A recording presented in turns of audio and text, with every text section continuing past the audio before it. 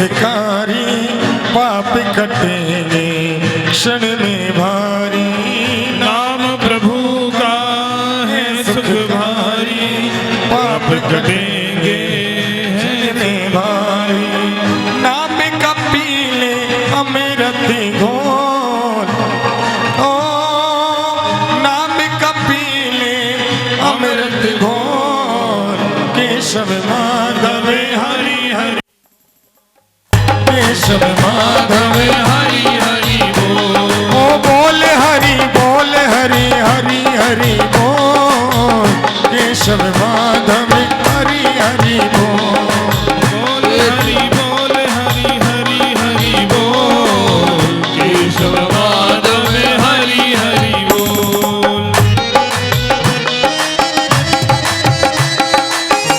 हरि हरि बोल।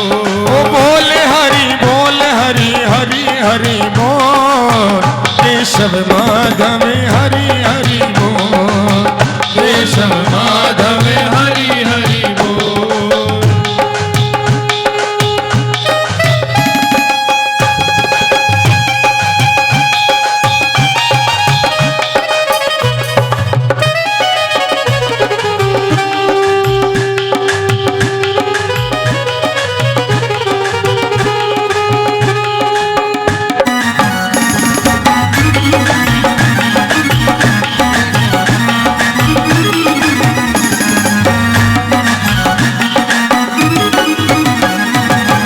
सुआ पढ़ावत गणिका तारी, बड़े बड़े निश्चर संहारी। सुआ पढ़ावत गणिका तारी, बड़े बड़े निस्तर संहारी। गिन गिन पापी सारे रहे तोल, ओ गिन गिन पापी सारे तोल। केशव माधव गोविंद बोल। केशव माधव गोविंद बोल। ओ बोल हरि बोल हरि हरि हरि बोल। केशव माधव हरि हरि बोल। केशव माधव हरि हरि बोल। केशव माधव हरि हरि बोल। केशव माधव हरि हरि बोल। लीजिएगा, जितने भी भक्तगण विराजमान हैं सभी मिलकर के ताली की सेवा लगाते हुए अपने श्री जिव्या को पवित्र करते हुए हरि नाम संकीर्तन 2 मिनट का मेरे साथ मिलकर करिए। बोल हरि हरि हरि बोल। केशव माधव हरि हरि बोल। केशव माधव हरि हरि बोल। बोल हरि हरि हरि बोल। केशव माधव हरि हरि बोल। केशव माधव हरि हरि बोल। केशव माधव हरि हरि बोल। केशव माधव हरि हरि बोल। केशव माधव हरि हरि बोल। केशव माधव हरि हरि बोल। केशव माधव हरि हरि बोल। बोली भक्तवत्सल भगवान कथा सुनाई, और भागवत की कथा सुनने से गोलोक से भव्य दिव्य चमकता हुआ विमान आया, और विमान के ऊपर बैठ करके धुंधकारी चले गए। बंधुओं, फिर दोबारा से कथा हुई, और दोबारा से जब कथा हुई तो समस्त ग्रामवासियों के लिए विमान आए, और समस्त ग्रामवासी बैठ करके भगवान के धाम को चले गए। अब आज से हम भागवत के मूल जो स्वरूप है उसमें प्रवेश करते हैं। श्रीमद् भागवत महापुराण में 12 स्कंद हैं और 18,000 श्लोक हैं। ये भागवत महापुराण पद्य और गद्य दोनों में चलता है। इसमें श्लोक भी हैं यानी पद्य भी हैं, और हम जो हिंदी में गद्यांश की तरह पढ़ते हैं वो भी इस श्रीमद् भागवत महापुराण में निरूपित हैं। ये भागवत महापुराण भगवतः स्वरूपम भक्तानां स्वरूपम यस्मिन् तद भागवतम, कि जिसमें भगवान का भी स्वरूप का वर्णन है, भगवान के भी चरित्रों का वर्णन है और भगवान के भक्तों के भी चरित्र का वर्णन है। ये भागवत महापुराण हम सब के हृदय में ठाकुर जी के प्रति अनुराग को उत्पन्न करने वाला है। ठाकुर जी की महिमा को जब हम सुनेंगे तो ठाकुर जी की महिमा सुनने मात्र से हमारे हृदय में ठाकुर जी के प्रेम रूपी बीज अंकुरित हो जाएगा और धीरे धीरे भगवान की भक्ति हमारे हृदय में बढ़ती चली जाएगी। ये प्रभाव होता है, कथा का बड़ा प्रभाव होता है। हम किसी के विषय में सुन लें कि वह फला व्यक्ति बहुत अच्छा, बहुत दिव्य प्रतिष्ठित व्यक्ति है, तो स्वतः ही उसके प्रति हमारे हृदय में सम्मान की भावना जागृत हो जाती है। चाहे हमने उस व्यक्ति को देखा हो नहीं देखा हो, चाहे उस व्यक्ति से हम मिले हो नहीं मिले हो, लेकिन यदि हम किसी व्यक्ति के विषय में सम्मान के शब्द सुन लें, उनकी प्रतिष्ठा सुन लें, तो निश्चित हमारे हृदय में उनके प्रति सम्मान के भाव जागृत हो जाते हैं। और यदि हम किसी व्यक्ति के विषय में दुर्व्याख्या सुन लें तो चाहे वह कैसा भी व्यक्ति हो, हमारे हृदय में उसके प्रति सम्मान नहीं रहता है। महात्म्य का अर्थ क्या होता है बंधुओं? महात्म्य का अर्थ होता है कि किसी भी ग्रंथ को, किसी भी कार्य को करने से पहले जो हम श्री गणेश करते हैं, हमारे यहाँ जिनको हम मुहूर्त बोलते हैं, हम कोई भी कार्य करते हैं तो सबसे पहले मुहूर्त करते हैं या नहीं करते हैं? उस मुहूर्त को ही महात्म्य बोला जाता है। अब जैसे हमें गौशाला के द्वार का निर्माण करना है तो हम लोग क्या करेंगे? गौशाला के द्वार का मुहूर्त लगाएंगे। हमें भवन बनाना है तो हम भवन का क्या करते हैं? मुहूर्त लगाते हैं। हमें कोई व्यापार प्रारंभ करना है तो हम उससे पहले शुभ मुहूर्त लगाते हैं। उसी प्रकार जब ऋषि महर्षियों को कोई ग्रंथ की रचना करनी होती थी तो वो पहले उसका मुहूर्त करते थे, जिसको हम संस्कृत में महात्म्य बोलते हैं। हम मुहूर्त में क्या करते हैं? देवताओं की उपासना करते हैं। जो भी हमारे इष्ट देवता होते हैं, गणपति भगवान की तो हम करते ही करते हैं, लेकिन जो भी हमारे इष्ट होते हैं, हमारे पितरों को याद करते हैं और उस कार्य की निर्विघ्नता की कामना करते हैं कि यह हमारा कार्य निर्विघ्नता से पूर्ण हो, इसलिए हम मुहूर्त करते हैं। तो यहाँ पर भी जब ग्रंथों की रचना ऋषि महर्षि करते थे तो उससे पहले महात्म्य करते थे। वो भी देवताओं की वंदना करते थे कि हे देवताओं, आपकी कृपा से मेरा यह ग्रंथ निर्विघ्नता से पूर्ण हो, इसमें कोई भी विघ्न नहीं आए। तो आज श्रीमद् भागवत महापुराण के प्रथम स्कंद के प्रथम अध्याय में यहाँ पर भी उन्होंने मंगलाचरण किया है, महात्म्य गाया है, मंगलाचरण किया है। और मंगलाचरण में कहा है, बंधुओं, जन्माद्यस्य यतोन्वयादि तरतः चार्थे स्वभिज्ञ स्वराट तेने ब्रह्म हृदय आदि कवये मुह्यन्ति यत्सूरयः तेजो वारि मृदाम यथा विनिमयो यत्र त्रिशर्गो मृषा धाम्ना स्वेन सदा निरस्तकुहकं सत्यम परम धीमहि। श्री वेदव्यास जी महाराज ने मंगलाचरण किया है, और मंगलाचरण भी इतना अद्भुत किया है कि किसी एक देवता का नाम नहीं लिया वेद व्यास जी महाराज ने। ना कृष्ण भगवान का नाम लिया, ना राघवेंद्र सरकार श्री राम जी महाराज का नाम लिया, ना सूर्य भगवान का नाम लिया, और ना श्री हनुमान जी महाराज का, ना कपिल भगवान का, ना सनकादि मुनीश्वरों का, और ना ही स्वयं का नाम लिया। उन्होंने क्या कहा? सत्यम परम धीमहि। बंधुओं, एकमात्र ऐसा श्लोक है जिसके हमारे ब्रज के महापुरुषों ने 108 अर्थ निकाले हैं।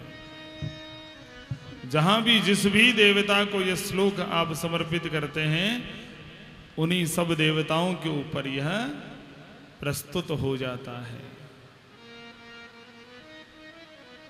आप चाहे भगवान शंकर को समर्पित कर दें, चाहे कृष्ण भगवान को समर्पित कर दें, चाहे मर्यादा पुरुषोत्तम श्री राघवेंद्र सरकार श्री राम जी महाराज को समर्पित कर दें, चाहे सूर्य भगवान को समर्पित कर दें, और यहाँ तक कि चाहे आप ऋषियों को समर्पित कर दें, तो भी यह उनके ऊपर भी प्रस्तुत हो जाता है। क्योंकि वेद व्यास जी महाराज ने सत्य स्वरूपी परमात्मा को याद किया है, किसी एक देवता का नाम नहीं लिया है।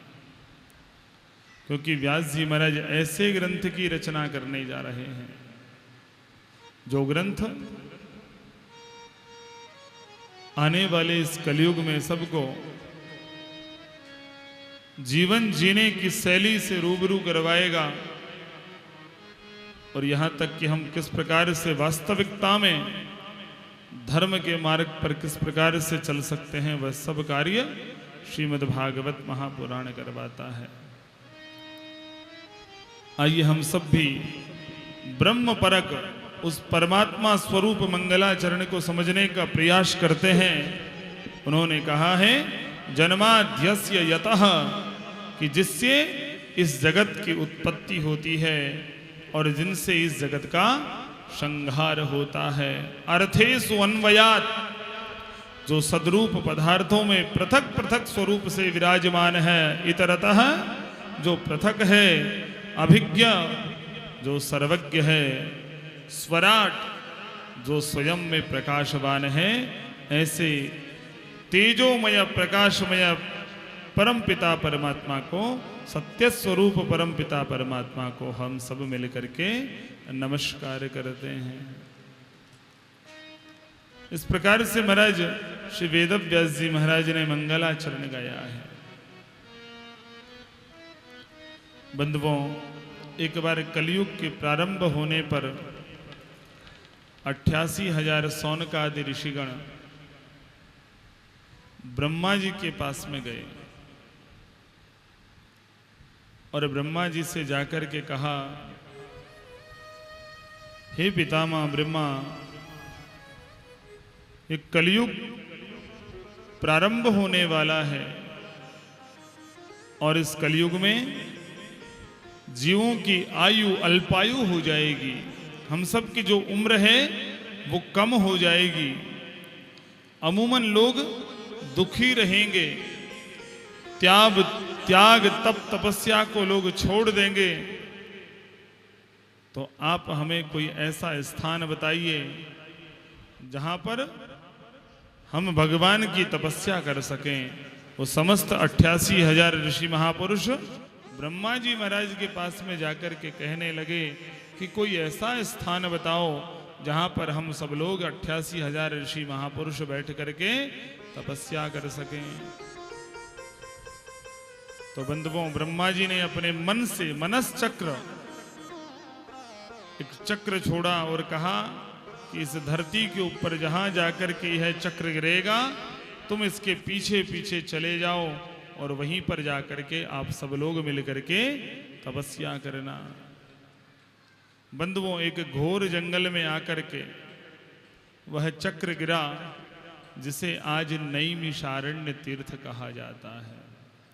इसका नाम नैमिषारण्य क्यों पड़ा? क्योंकि हम वन को संस्कृत में क्या कहते हैं? आरण्य। और चक्र को संस्कृत में क्या कहेंगे? निमि। निमि धन आरण्य संधि करने पर नैमिषारण्य बन जाएगा, इसलिए उस तीर्थ क्षेत्र का नाम नैमिषारण्य पड़ा। आज नैमिषारण्य में समस्त ऋषि महापुरुष 88,000 ऋषि महापुरुष वहां पर एकत्रित हैं। सौनक जी महाराज उनके अध्यक्ष हैं, उनकी अध्यक्षता सौनक जी महाराज कर रहे हैं और वहीं पर श्री सूत जी महाराज पधारे। श्री सूत जी महाराज वहां पर पधारे और सूत जी महाराज को जैसे ही सौनकादि ऋषि मुनियों ने 88,000 ऋषि मुनियों ने जैसे ही देखा सूत जी महाराज आए हैं, सारे ऋषि महापुरुष 88,000 ऋषि महापुरुष खड़े हो गए और खड़े होकर के सूत जी महाराज का वंदन किया, अभिनंदन किया, आसन प्रदान किया। सूत जी महाराज आसन के ऊपर बैठ गए।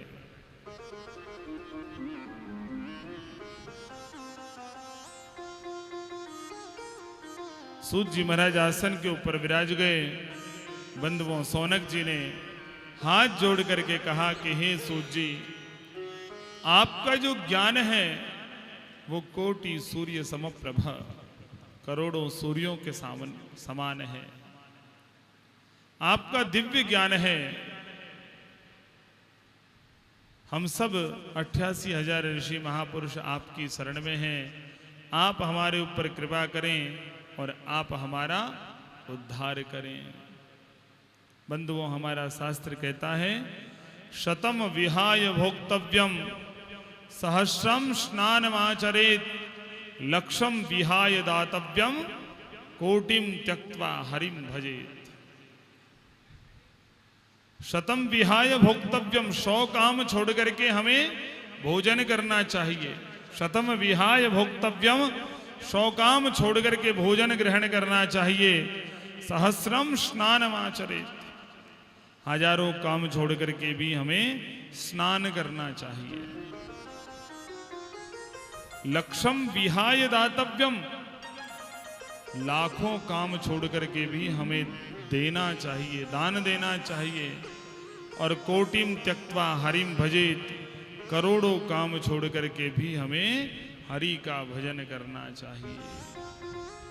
आपका चाहे बहुत व्यस्ततम जीवन हो, 100 काम आए, यदि आपके भोजन का समय है तो आपको 100 काम छोड़ करके भी भोजन करना चाहिए। और बंधुओं, आपकी यदि स्नान का समय है तो उस समय चाहे आपका जीवन कितना भी व्यस्त हो, हजारों कामों को छोड़ दो लेकिन स्नान करो। और यदि दान देने का कभी शुभ अवसर आए तो चाहे लाखों काम छोड़ने पड़े तो हमें लाखों काम भी छोड़ देने चाहिए और देना चाहिए। और जब हरि के भजन का समय आए तो चाहे करोड़ों काम क्यों न हो, हमें करोड़ों काम छोड़ करके भी परमात्मा का भजन करना चाहिए। बोलिए भक्त वत्सल भगवान की जय हो। महाराज श्री सूत जी महाराज कहते हैं कि हे सौनकादि मुनीश्वरों, आप इस सृष्टि का उद्धार करने के लिए यहां पर विराजे हैं। अब मैं तुम्हें परमात्मा के साक्षात्कार की, परमात्मा ने कौन कौन सी लीलाएं की, वो सब कथाएं आपको श्रवण करवाऊंगा। बंधुओं, मैंने कल आपको बताया था कि ये भागवत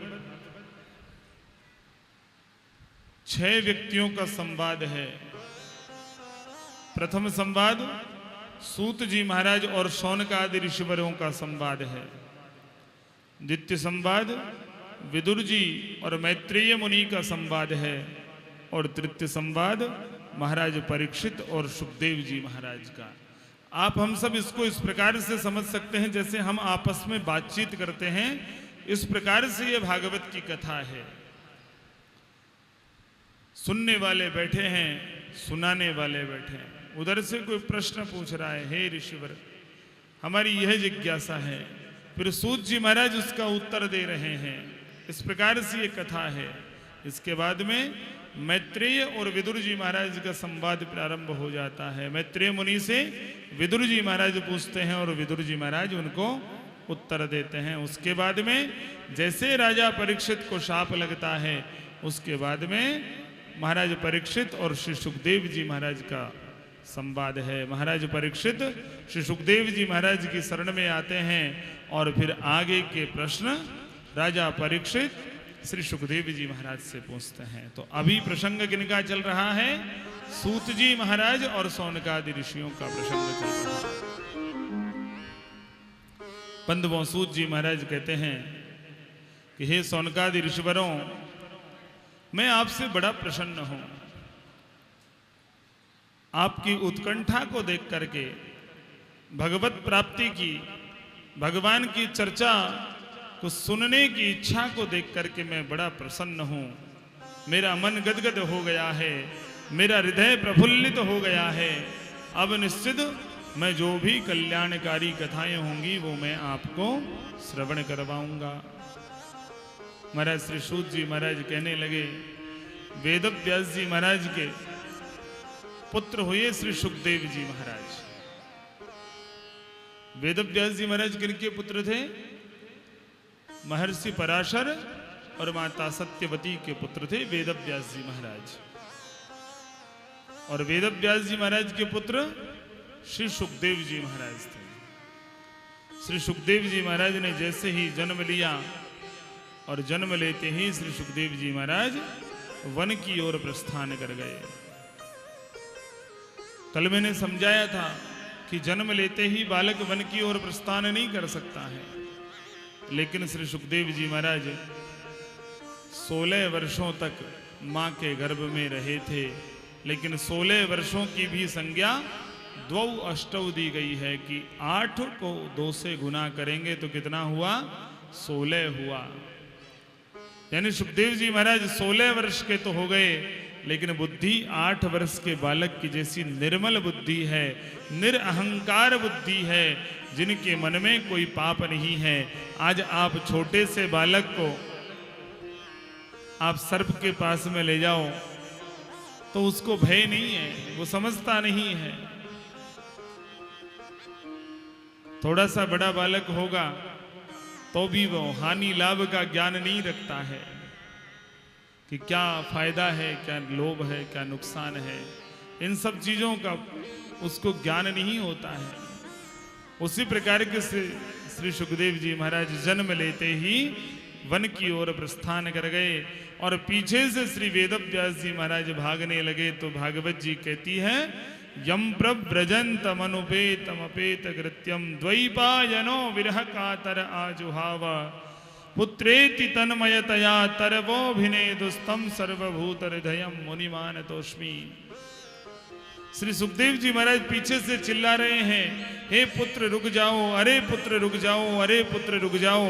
अभी तो हमने तुम्हारा लाड प्रेम भी तुमसे नहीं किया है, अभी तो तुम्हारा यज्ञोपवीत संस्कार भी नहीं हुआ है।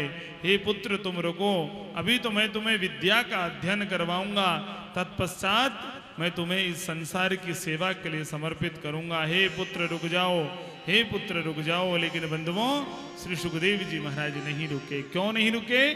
क्योंकि सुखदेव जी महाराज को पता था कि यदि मैं रुक गया तो माया मुझे घेर लेगी और फिर मैं ठाकुर जी की कथाओं का प्रचार प्रसार नहीं कर पाऊंगा।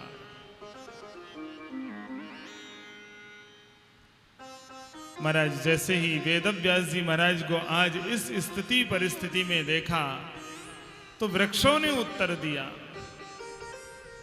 पुत्रेति तन्मयतया तरवोभिनेदुस्। तरवों ने उत्तर दिया, वेदव्यास जी महाराज ने उत्तर दिया, वृक्षों ने उत्तर दिया वेदव्यास जी महाराज को कि हे वेदव्यास जी महाराज, आप जैसे ज्ञानी, आप जैसे परम भागवत,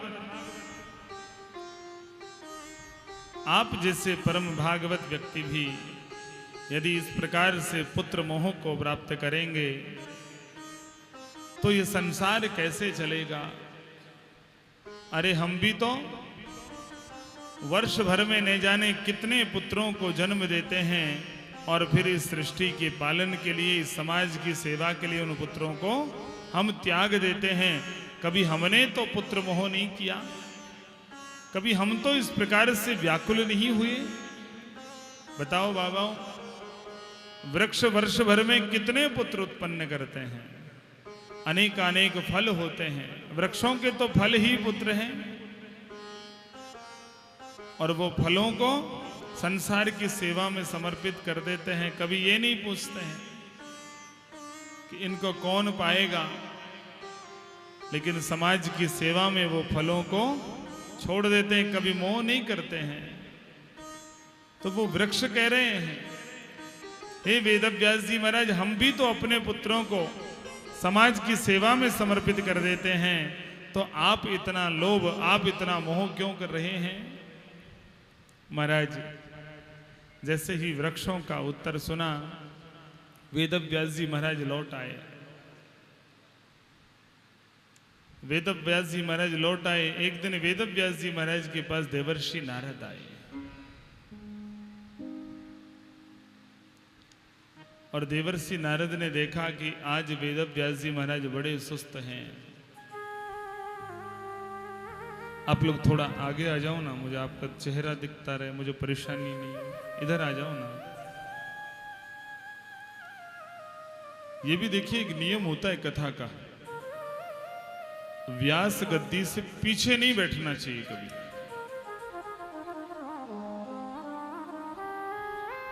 व्यास गद्दी के पीछे नहीं बैठना चाहिए। व्यास गद्दी के पीछे बैठने से कथा का लाभ नहीं मिलता है, हालांकि दोष ही लगता है। हो सके आप बराबर में बैठ जाएं, लेकिन सामने बैठना चाहिए, क्योंकि यहां से निगाह भी तो रखनी पड़ती है ना, कौन सो रहा है, कौन जाग रहा है, किसका ध्यान कहाँ है, तो सारा ध्यान रखना पड़ता है। अब बार बार इधर देखना तो थोड़ा सा अच्छा नहीं। तो बंधुओं, वेदव्यास जी महाराज बड़े सुस्त थे, उदास थे।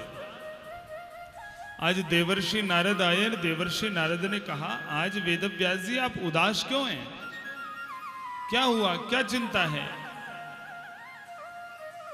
तो महाराज वेदव्यास जी महाराज ने कहा, हे देवर्षि नारद, मैंने अनेक पुराणों की रचना कर दी। मैंने वेद के 4 भाग कर दिए। वेद के 4 भाग किसने किए? वेद व्यास जी महाराज ने किए थे। क्यों किए थे?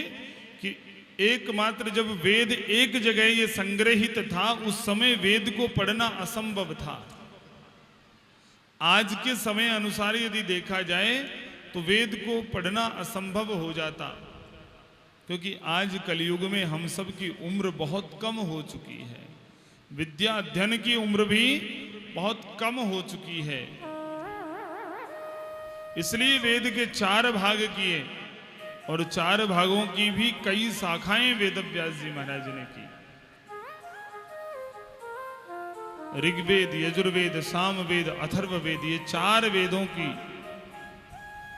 वेद का विभाजन किया, और इनमें भी प्रत्येक वेद की कई शाखाओं का विभाजन किया। उपवेद बनाए, 6 शास्त्र बनाए, निगम बनाए, कल्प बनाए। इस प्रकार से बहुत से ग्रंथों की रचना श्री वेदव्यास जी महाराज के द्वारा ही हुई। 18 पुराणेषु व्यासस्य वचनद्वयम्, 18 पुराणों की रचना भी वेदव्यास जी महाराज ने ही की है। लेकिन फिर भी वेदव्यास जी महाराज आज असंतुष्ट बैठे थे। देवर्षि नारद ने कहा, आप असंतुष्ट क्यों हैं? तो वेदव्यास जी महाराज कहने लगे, हे देवर्षि नारद, मैंने इतने पुराणों की रचना की, वेदों के भाग कर दिए, शिक्षा, कल्प, निरुक्त, इन सब ग्रंथों की मैंने रचना की, फिर भी मुझे आत्मसंतुष्टि प्राप्त नहीं हुई, फिर भी मुझे संतुष्टि प्राप्त नहीं हुई। मैं ऐसा क्या करूं जिसके कारण मेरी आत्मा को संतुष्टि प्राप्त हो? तो बंधुओं, देवर्षि नारद कहने लगे, हे वेदव्यास जी, हम मानते हैं आपने समस्त शास्त्रों की रचना की है, पुराणों की रचना की है, लेकिन आज तक आपने जितने भी शास्त्रों की रचना की है उन सब शास्त्रों में आपने ज्ञान की बातें लिखी हैं। भगवान के स्वरूपों का ही मात्र वर्णन किया है। अब आप एक ऐसे ग्रंथ की रचना करें जिसमें भगवान की लीलाओं का वर्णन करें, भगवान ने कौन कौन सी लीलाएं की उनका वर्णन करें, भगवान के भक्तों की लीला का वर्णन करें, भगवान के गुणों की लीला का वर्णन करें। कृष्ण भगवान के ऊपर आप कोई ग्रंथ लिखें तो निश्चित मेरा विश्वास मानिएगा आपको आत्मसंतुष्टि की प्राप्ति हो जाएगी। लेकिन बंधुओं, कोई भी व्यक्ति आपको ये कह दे मैंने फलां वैद्य से दवाई ली थी, या ये कह दे कि अमुक रोग का वह वैद्य है, बानसूर में बड़ी अच्छी दवाई देता है, विश्वास नहीं होगा। जब तक हम ये नहीं बताएंगे ना कि उस व्यक्ति ने दवाई ली थी और उसको फायदा हुआ था, तब तक वह विश्वास नहीं करेगा। उदाहरण देना जरूरी है, उदाहरण देंगे तो उसको विश्वास हो जाएगा। अब वेद व्यास जी महाराज को देवर्षि नारद उदाहरण दे रहे हैं और देवर्षि नारद कह रहे हैं कि हे वेद व्यास जी, मैं पिछले जन्म में दासी का पुत्र था। देवर्षि नारद कह रहे हैं वेद व्यास जी महाराज से कि मैं पिछले जन्म में दासी का पुत्र था। एक बार हमारे गांव में चतुर्मास करने के लिए कुछ संत महात्मा आए। चतुर्मास कौन कौन से होते हैं बाबा? चतुर्मास होते हैं देव शयनी एकादशी से लेकर के देव उठनी एकादशी तक के 4 महीनों को चतुर्मास बोला जाता है। इन चतुर्मास में पहले के संत महापुरुष और आज के भी बहुत बहुत बिड़ले महापुरुष अपने स्थान को छोड़ करके किसी तीर्थ स्थान में जाते थे, वहां पर जाकर के एक समय भोजन करते थे। आज भी हम सब लोग चौमासे में कहते हैं ना कि सूर्य अस्त से पहले पहले ही भोजन कर लो। उसी प्रकार से एक समय भोजन करके और वो ठाकुर जी का भजन करते थे उन 4 मास के अंदर। तो चतुर्मास करने के लिए हमारे गांव में कुछ संत महापुरुष आए।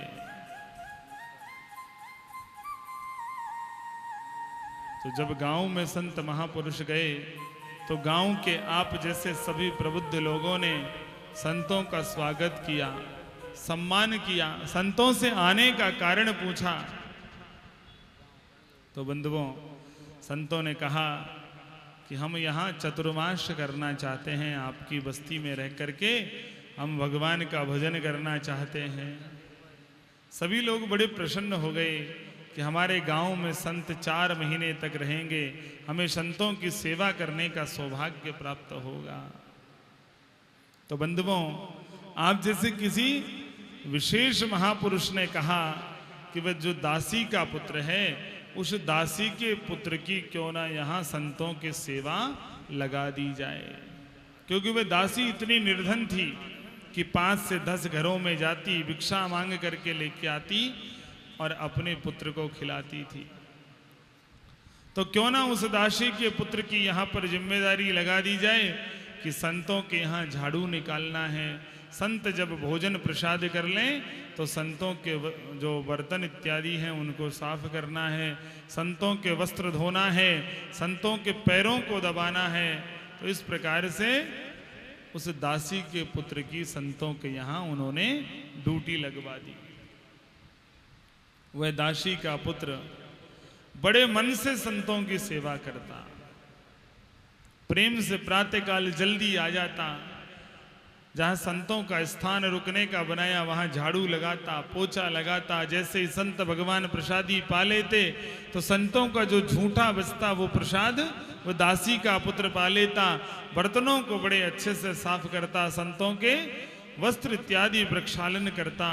बड़े मन से वह दासी का पुत्र संतों की सेवा करने लग गया। अब बंधुओं, समय तो रुकता नहीं है कभी भी। धीरे धीरे वो 4 महीने बीत गए। दासी का पुत्र बड़े आनंद से उन 4 महीने को बिताया, क्योंकि संतों की सेवा में लग गया, उसको बड़ा आनंद आने लगा। संत भी बड़े प्रेम करने लगे उस दासी के पुत्र से। तो महाराज आज जैसे ही समय हुआ चतुर्मास से संतों का अपने अपने आश्रमों पर जाने का, तो दासी के पुत्र ने पांव पकड़ लिए संतों के और पांव पकड़ करके कहा कि हे महापुरुषों, मैं भी तुम्हारे साथ चलूंगा, मुझे भी लेकर के चलो। वो रोने लगा छोटा सा बालक, बाबा मुझे भी लेकर के चलो, मैं आपकी सेवा करूंगा, बाबा मैं झाड़ू भी लगा दूंगा, बाबा देखो मैंने बहुत अच्छे से सेवा करी, आप मुझे लेकर के चलो। महाराज संतों ने कहा बेटा अभी तेरे ऊपर तेरी माँ की जिम्मेदारी है, तू अपनी माँ की सेवा कर, अपनी माँ की सेवा शुश्रूषा कर, और जब माँ की सेवा से जब तू निवृत्त हो जाएगा तब हम तुम्हें हमारी शरण में रख लेंगे। बड़ा दुख होने लगा बंधुओं उस बालक को, लेकिन क्या करें, संतों का आदेश कोई टाल नहीं सकता है। उस बालक ने संतों का आदेश माना, अपने घर आ गया और अपने घर आकर के बड़ा उदास रहने लगा। वह बालक, प्रसन्नता नहीं थी बालक को, क्योंकि बालक का मन तो अब संतों की सेवा में रम गया था। संतों की सेवा में बालक का मन रहता था। महाराज समय संजोग आया और उस बालक की मां उस दासी को एक दिन सर्प ने डस लिया, और सर्प के डसने के कारण वह बालक की मां वह दासी भी स्वर्ग सिधार गई, उसकी भी मृत्यु हो गई। और जैसे ही बालक की मां उस दासी की मृत्यु हुई, अब तो बालक घर बार छोड़ करके संतों की शरण में चला गया। संतों ने उस बालक को मंत्र प्रदान किया और रास्ता बताया कि तू जाकर के भगवान का भजन कर। महाराज वह दासी का पुत्र दंडकारण्य वन में चला गया, वन में चला गया, जाकर के वहां एक जगह बैठ करके भगवान का भजन करने लगा। कई वर्ष बीत गए और आज उस बालक को प्रभु श्री हरि ने दर्शन दिए।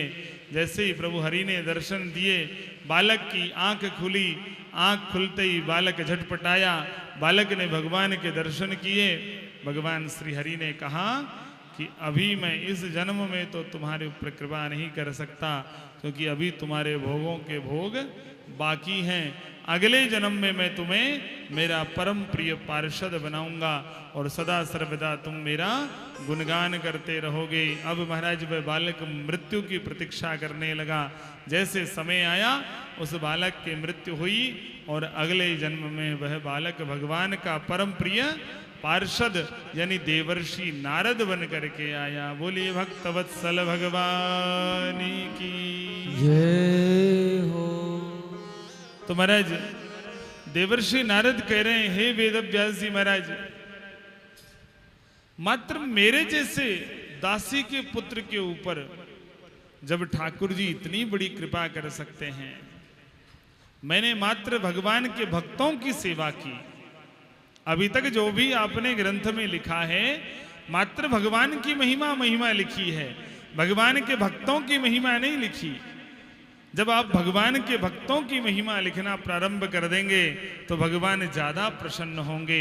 मैंने भगवान के भक्तों की सेवा की तो भगवान के भक्तों की सेवा के प्रभाव से मेरा जीवन दासी पुत्र का जीवन था, लेकिन मैं आज तुम्हारे सामने देवर्षि नारद बन करके भगवान का हरिनाम स्मरण करता हुआ फिर रहा हूं। तो मेरा विश्वास है यदि तुम ऐसा एक ग्रंथ लिख दो जिसमें भगवान की भी व्याख्या कर दो और भगवान के भक्तों की भी व्याख्या कर दो, तो निश्चित आपको आत्मसंतुष्टि की प्राप्ति होगी। बोलिए भक्तवत्सल भगवान की जय हो। महाराज इस प्रकार वेदव्यास जी महाराज का असंतोष दूर हुआ और चतुश्लोकी भागवत के माध्यम से वेदव्यास जी महाराज ने श्रीमद् भागवत महापुराण की रचना की। और जैसे ही वेदव्यास जी महाराज ने श्रीमद् भागवत महापुराण की रचना तो कर दी, अब वेदव्यास जी महाराज फिर से दुखी हो गए कि भाई मैंने ये ग्रंथ लिख तो दिया, अब इस ग्रंथ को संसार को सुनाएगा कौन? मान लो कोई पिता बहुत बड़ी प्रतिष्ठा बना जाए, बहुत बड़ा नाम बना जाए, बहुत बड़ा व्यापार बना जाए, और उसकी संतान तो उसके घर में है नहीं, तो एक समय में उसको चिंता तो होती है ना कि मैंने ये इतना सब कर दिया, इसको संभालेगा कौन, इसको चलाएगा कौन, मेरे नाम को आगे बढ़ाएगा कौन? तो महाराज फिर से चिंतित हो गए कि भागवत मैंने रच तो दी, ये भागवत की शिक्षा मैं दूं किसे? मुझे तो आत्मसंतुष्टि हो गई, मुझे तो आनंद की प्राप्ति हो गई, अब इस भागवत को जन जन तक पहुंचाएगा कौन? बंधुओं, सिंगनी का दूध स्वर्ण के पात्र में ही रखा जाता है, यानी भागवत का भी कोई उत्तम व्यक्ति ही उसका वक्ता बने, उसको सीखने वाला बने। तो देवर्षि नारद फिर से आए। देवर्षि नारद ने कहा, वेदव्यास जी महाराज अब क्या हो गया, अब क्यों चिंतित हैं? तो वेदव्यास जी महाराज ने कहा, देवर्षि नारद आप ही मेरा संताप दूर करते हैं। आपने कहा तो मैंने श्रीमद् भागवत महापुराण की रचना की। अब इस भागवत महापुराण को मैं जन जन तक कैसे पहुंचाऊं, इसकी शिक्षा मैं किन्हें प्रदान करूं? तो महाराज देवर्षि नारद ने कहा, आपके ही पुत्र है ना श्री सुखदेव जी महाराज, श्री सुखदेव जी महाराज को ये भागवत की कथा आप सिखाओ, शिक्षा दो उनको। तो वेदव्यास जी महाराज कहने लगे, सुखदेव जी महाराज तो यहाँ है ही नहीं, वो तो जंगल में चले गए। तो महाराज वेदव्यास जी महाराज ने अपने कुछ शिष्यों को भागवत जी के 5-7 श्लोक रटा दिए, 5-7 श्लोक रटा दिए और कहा कि पुत्रों तुम वहां जंगल में जाओ और जंगल में जाकर के इन श्लोकों का पाठ करना। यदि सुखदेव ने इन श्लोकों को सुन लिया तो निश्चित सुखदेव जी महाराज हमारे यहां आ जाएंगे। बंधुओं, श्लोक रटाया, बड़ा सुंदर श्लोक है जिसमें भगवान श्री कृष्ण भगवान के स्वरूप का वर्णन किया गया है। कृष्ण भगवान के स्वरूप का वर्णन किया है। श्री वेदव्यास जी महाराज ने श्लोक रटाया अपने शिष्यों को, बरहा पीड़म नटवर वपुः कर्णयोः कर्णिकारम विभ्रद भाषः कनक कपिशम वैजयंतीं च मालाम रंध्रान वेणो रदर सुरया पूरयन गोप वृंदई वृंदारण्यम स्वपद रमणम प्राविशद गीत कीर्ति। बरहा पीड़म नटवर वपुः, कि देखो मेरे कृष्ण का कितना सुंदर स्वरूप है। वैजयंती की माला पहन रखी है, वेणु यानी बांसुरी अपने हाथ में ले रखी है, पीतांबर धारण कर रखा है, मानो संपूर्ण सृष्टि को मोहित करने वाले हों हमारे श्याम सुंदर। ऐसा वो श्लोक वह बालक वन वन में जाकर के बोलने लगे। वन में जाते वहां पर बोलते, बरहा पीड़म नटवर वपुः कर्णयोः कर्णिकारम विभ्रद भाषः कनक कपिशम वैजयंतीं च मालाम रंध्रान वेणो रदर सुरया पूरयन गोप वृंदई वृंदारण्यम स्वपदरमणम प्राविशत गीत कीर्ति। और जैसे ही श्री सुखदेव जी महाराज ने सुना कृष्ण भगवान की महिमा को, जब सुना तो श्री सुखदेव जी महाराज ने कहा, अरे भैयाओ रुको रुको रुको, थोड़ा सा रुको। आपने इतना सुंदर वर्णन किया है, लेकिन ये बताओ आपका भगवान दिखने में सुंदर है या आपके भगवान का स्वभाव भी सुंदर है? भाई आपने आपके भगवान के स्वरूप का तो वर्णन कर दिया कि पीतांबर धारण कर रखा है, बंसी हाथ में ले रखी है, वैजयंती की माला पहन रखी है, वृंदावन के अंदर मेरे प्रभु रास रचा रहे हैं। आपने यह तो वर्णन कर दिया, लेकिन ये बताओ आपके कृष्ण का, श्याम सुंदर का स्वभाव कैसा है? क्योंकि जो उत्तम व्यक्ति होते हैं ना, वो व्यक्ति के स्वरूप से प्रेम नहीं करते हैं, वो व्यक्ति के स्वभाव से प्रेम करते हैं कि उसका स्वभाव कैसा है, उसके आचार विचार कैसे हैं, ये तो बताओ। तो महाराज वो शिष्य वापस गए, बोले गुरुदेव से पूछ करके बताएंगे। गुरुदेव ने उनको श्लोक रटाया, अहो बकीयम स्तन कालकूटम जिघांसयापा यदप्य साध्वी लेभे गतिम धातृचिताम ततोन्यम कम वा दयालुम शरणम व्रजेम। कि हे सुखदेव जी, आप हमसे पूछ रहे थे कि आपके कृष्ण का स्वभाव कैसा है, तो सुनो। जब हमारे श्याम सुंदर ने अवतार धारण किया, कृष्ण का अवतार धारण किया, तो सबसे पहले पूतना जी भगवान को मारने की इच्छा से अपने स्तन के ऊपर कालकूट का विष लगा करके आई थी। ये तो सुना होगा ना आपने, भगवान को मारने के लिए कौन आई थी? कौन आई थी माताओं?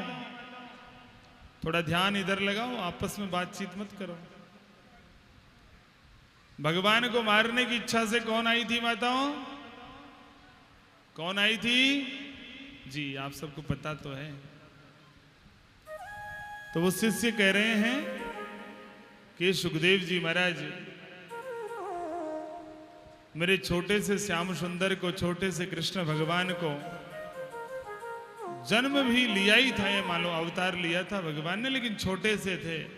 उसी समय पूतना जी आ गई, कालकूट का जहर लगा करके विष के ऊपर आ गई और भगवान को मारने की इच्छा से आई। लेकिन फिर भी मेरे श्याम सुंदर, मेरे गोपाल ने पूतना को भी मां की गति प्रदान की। ऐसा स्वभाव है मेरे ठाकुर जी महाराज का। अब सोचिए कितना अच्छा, कितना निर्मल स्वभाव है भगवान का कि कोई हमें मारने के लिए आ रहा है और फिर भी क्रोध नहीं किया, उसको भी अपना बना लिया, उसको भी अपनी मां की गति दे दी। इससे सुंदर स्वभाव तो इस प्रकृति में किसी का भी नहीं हो सकता है।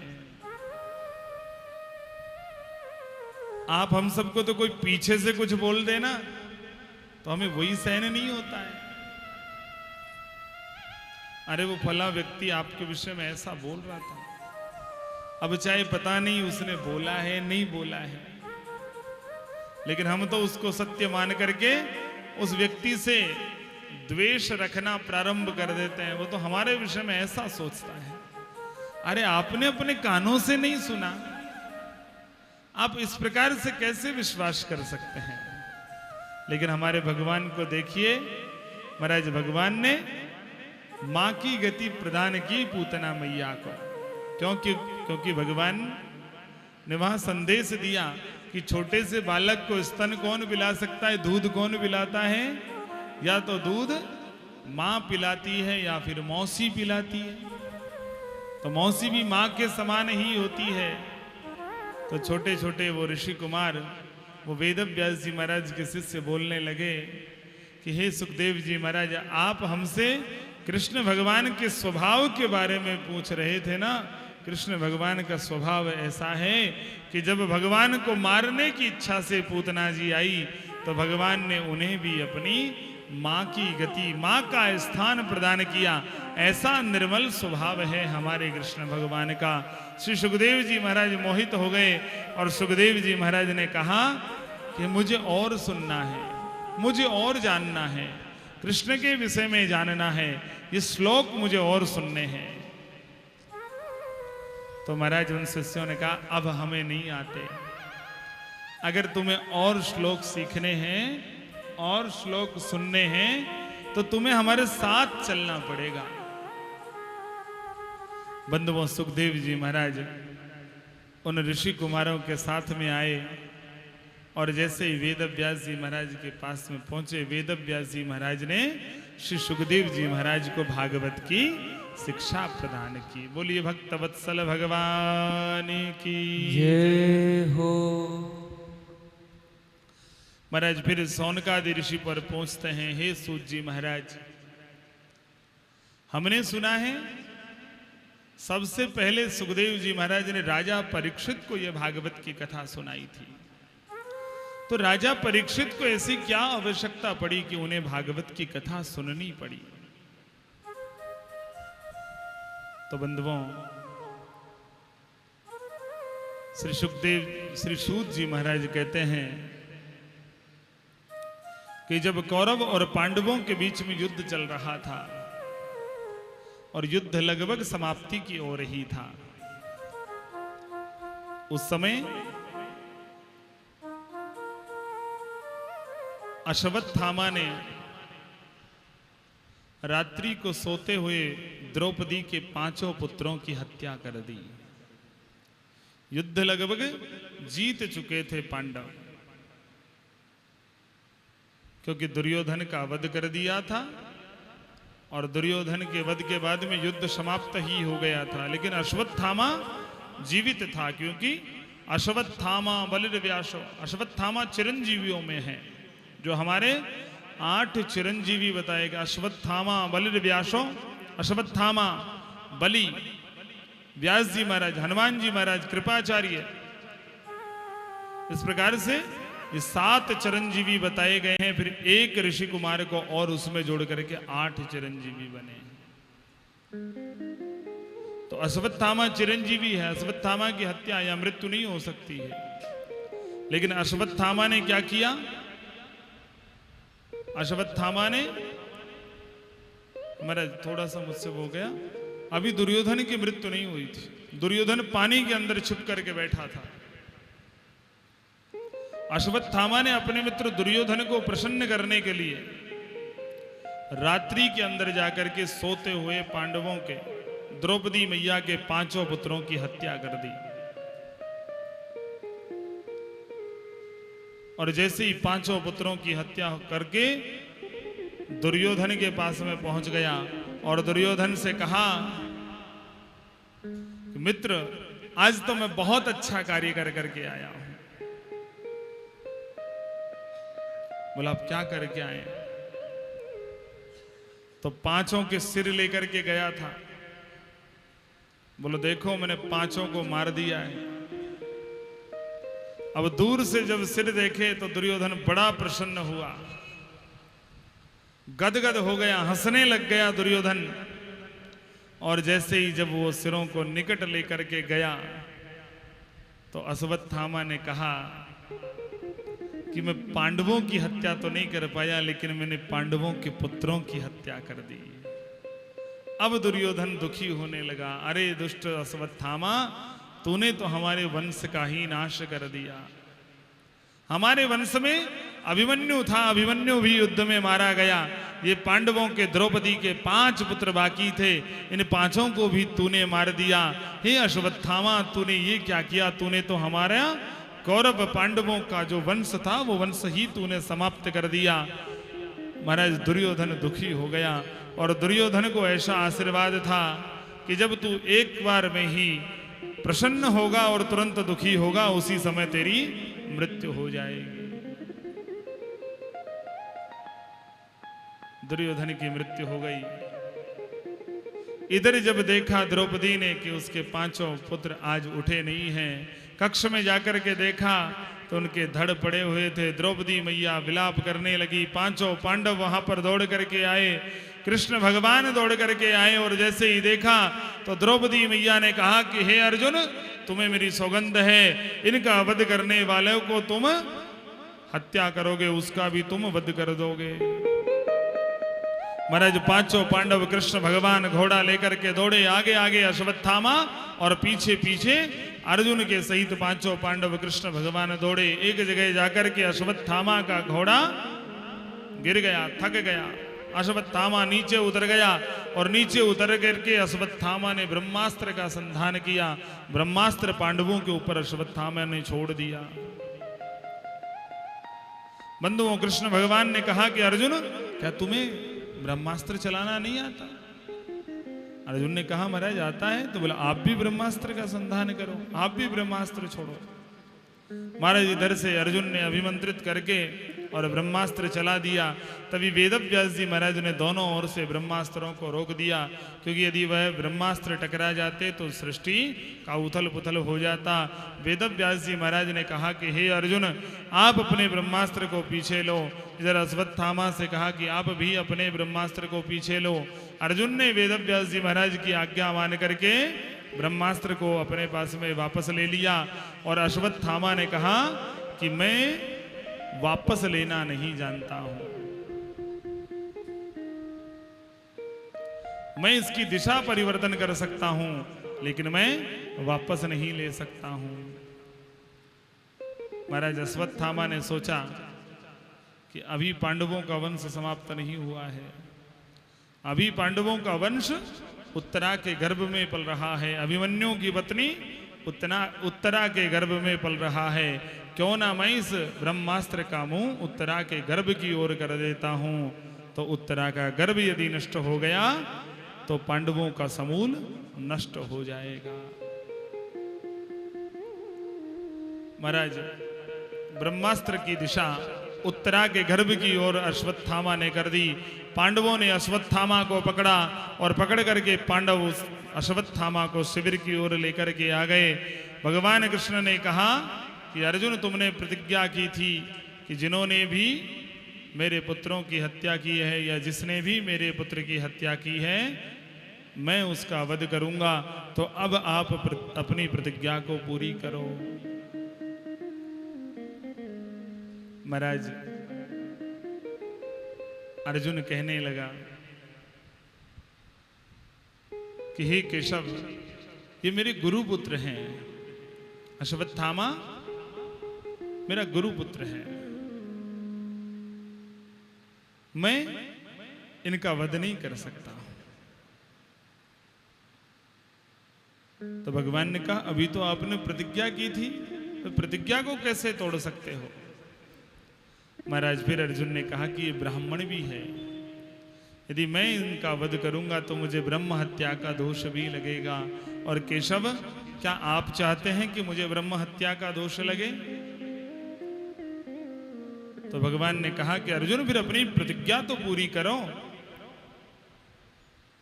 तभी वहां पर द्रौपदी मैया आ गई। द्रौपदी मैया से भी कृष्ण भगवान ने कहा कि हे बहन द्रौपदी, ये रहा तुम्हारे पुत्रों का हत्यारा, अब बताओ इसके साथ क्या करना चाहिए। माँ तो माँ होती है। द्रौपदी मैया के हृदय में भी करुणा बरस गई और द्रौपदी मैया ने कहा, मुच्यताम ऐशा, कि इसको छोड़ दो, छोड़ दो इसको। भगवान ने कहा, अरे आपके 5 पुत्रों की इसने हत्या कर दी और आप कहते हो इसको छोड़ दो। तो महाराज द्रौपदी मैया ने कहा कि इसको छोड़ दो, क्योंकि ये भी हमारी गुरु माता का पुत्र है। और जिस प्रकार से आज जो दुख मेरे ऊपर बीत रहा है, मेरे पुत्रों की हत्या हो गई, तो आज यदि हम अश्वत्थामा की हत्या कर देंगे तो माता गौतमी के ऊपर भी आज जो कष्ट मेरे ऊपर गुजर रहा है वो कष्ट माता गौतमी को भी प्राप्त होगा। इसलिए मैं नहीं चाहती कि वो भी माँ हैं, उनको इस दुख का सामना करना पड़े। तो महाराज भगवान ने फिर से अर्जुन को कहा कि हे अर्जुन, आपने प्रतिज्ञा की थी, या तो आप अपनी प्रतिज्ञा से पीछे हट जाओ और या फिर अश्वत्थामा का वध करो। तो आज अर्जुन ने समझ लिया कि भगवान ने जो तुम्हें कुरुक्षेत्र में गीता का उपदेश दिया है, आज भगवान उसकी तुमसे परीक्षा ले रहे हैं। क्योंकि भगवान ने श्रीमद् भगवद गीता में कहा है कि कोई प्रतिष्ठित व्यक्ति हो, कोई ब्राह्मण हो, उनको मृत्यु दंड नहीं देना चाहिए, उनका अपमान करके छोड़ देना ही मृत्यु के समान होता है। अर्जुन समझ गए। अर्जुन ने अश्वत्थामा के मस्तिष्क के ऊपर जो मणि लगी हुई थी उस मणि को निकाल लिया, अश्वत्थामा का सिर मूंड करके अश्वत्थामा को छोड़ दिया, अपमान करके अश्वत्थामा को छोड़ दिया। क्योंकि प्रतिष्ठित व्यक्तियों का अपमान ही उनकी मृत्यु होती है। महाराज जैसे इधर उत्तरा के गर्भ के पास में ब्रह्मास्त्र पहुंचा और उत्तरा के गर्भ को वह ब्रह्मास्त्र जलाने लगा, तो उत्तरा ने भगवान से प्रार्थना की कि हे भगवान मेरी रक्षा करो, आपके सिवा ऐसा मेरा पास में कोई भी साधन नहीं है जो मेरी रक्षा कर सके। यह भयंकर अग्नि मेरे सहित मेरे गर्भ को भी जला रही है और मेरे गर्भ में हमारे कुल का वंश है, यदि इसको कुछ हो गया तो हमारा जीवन नष्ट हो जाएगा, हमारे जीवन में कोई भी आस नहीं बचेगी। इसलिए हे केशव मेरे गर्भ की रक्षा करो। तभी तुरंत भगवान ने उत्तरा के गर्भ की रक्षा की। बंधु ऐसा बताते हैं कि भगवान अंगुष्ठ के समान, इतने छोटे बनकर के भगवान ने अंगुष्ठ के समान स्वरूप धारण किया और उत्तरा के गर्भ की रक्षा की। कुछ संत महात्मा कहते हैं कि भगवान गदा लेकर के गए और उत्तरा के गर्भ की रक्षा की। तो कुछ संत महात्मा कहते हैं भगवान ने सुदर्शन चक्र से उत्तरा के गर्भ की रक्षा की। तो भगवान ने, उन संतों ने उसका विवेचन किया कि भगवान ने गदा को इतनी तीव्र गति से घुमाया, मानो दूर से देखें तो ऐसे लगता था जैसे चक्र घूम रहा हो। इस प्रकार से भगवान ने उत्तरा के गर्भ की रक्षा की। बोलिए भक्त वत्सल भगवान की जय हो। महाराज अश्वत्थामा ऐसा बताते हैं कि आज भी इस पृथ्वी के ऊपर दर दर पर भटक रहा है, क्योंकि चिरंजीवी था। बंधुओं, समय आया और उत्तरा के गर्भ से महाराज परीक्षित ने जन्म लिया। जैसे ही महाराज परीक्षित ने जन्म लिया तो महाराज परीक्षित की एक दिव्य विशेषता थी कि जिसकी भी गोद में जाते उसका परीक्षण करते, उसका अंगूठा पकड़ते, उसके चेहरे की तरफ देखते। इसलिए उनका नाम परीक्षित हुआ। अन्यथा परीक्षित का जो जन्म का नाम है वो तो विष्णुरात था। परीक्षित के जन्म का नाम विष्णुरात था। धर्मात्मा युधिष्ठिर ने ब्राह्मणों से स्वस्ति वाचन करवाया और ब्राह्मणों से परीक्षित जी महाराज का नामकरण संस्कार करवाया। ब्राह्मणों ने कहा कि हे धर्मात्मा युधिष्ठिर, आपका यह पौत्र आपकी ही तरह न्यायवान होगा, धर्मात्मा होगा, अर्जुन की तरह बलशाली होगा, भीम की तरह बलशाली होगा, आपकी यश और कीर्ति को बढ़ाने वाला होगा। लेकिन तक्षक नाग के डसने के कारण इसकी मृत्यु हो जाएगी। बंधुओं, कुरुक्षेत्र के उस दिव्य मैदान में, उस रणभूमि में अभी एक योद्धा जो जीवित बचे थे, कौन थे? पितामह भीष्म। भगवान को याद आया कि अभी पितामह भीष्म बचे हैं, क्यों ना पितामह भीष्म के दर्शन कर लिए जाएं। तीरों की सैया के ऊपर पितामह भीष्म लेटे हुए हैं। सारे पांडवों को लेकर के भगवान कृष्ण पितामह भीष्म के पास में चले गए और पितामह भीष्म को जैसे ही पांडवों ने देखा, भगवान कृष्ण सहित पांडवों ने पितामह भीष्म को प्रणाम किया। जैसे ही पितामह भीष्म को पांडवों ने और कृष्ण भगवान ने प्रणाम किया तो बंधुओं, पितामह भीष्म ने कहा कि हे कृष्ण भगवान, मेरी एक विनती है, आप मेरी विनती सुनो। महाराज भगवान ने कहा कि हे पितामह, आप आदेश करो, आप जो कहेंगे मैं वही सब करूंगा। जैसे ही पितामह भीष्म ने कहा कि आप मेरे सामने आ जाओ, मैं चाहता हूं आप मेरे सामने खड़े हो जाओ, मैं आपको देखना चाहता हूं। महाराज पितामह भीष्म के सामने कृष्ण भगवान आकर के खड़े हो गए और जैसे ही पितामह भीष्म ने कृष्ण भगवान को देखा, पितामह भीष्म हंसने लग गए। भगवान ने कहा, पितामह आप मुस्कुरा क्यों रहे हैं? तो महाराज पितामह भीष्म ने कहा कि मुझे वह दिन याद आ गया महाभारत के युद्ध का, जब आप स्त्री बनकर के मेरे कक्ष में आए थे। एक दिन क्या हुआ था, महाभारत का युद्ध चल रहा था। दुर्योधन क्रोध में